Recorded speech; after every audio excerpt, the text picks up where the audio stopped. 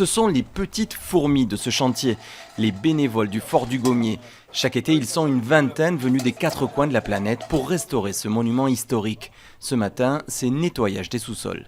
À l'origine, il y avait 2 grandes cuves, mais le lieu il a été rempli, abandonné, enseveli. Et là, il faut tout vider. Donc on fait tout à la main et c'est assez long, mais c'est assez stimulant aussi.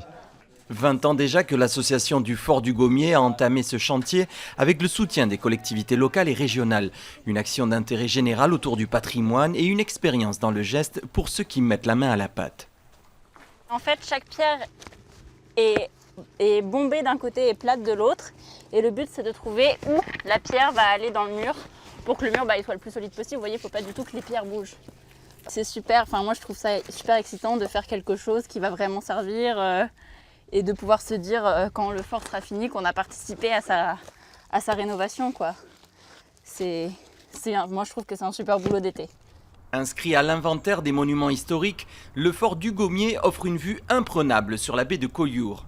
Fleuron de l'architecture militaire en pays catalan, il est construit en 1844 pendant les guerres entre la France et l'Espagne et abandonné après la Seconde Guerre mondiale.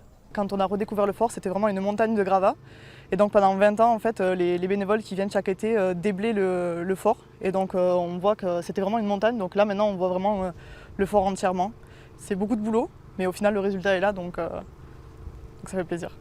Si ce projet de restauration touche bientôt à sa fin, un autre doit bientôt voir le jour, faire de ce lieu un centre d'art et de sciences basé sur les énergies renouvelables.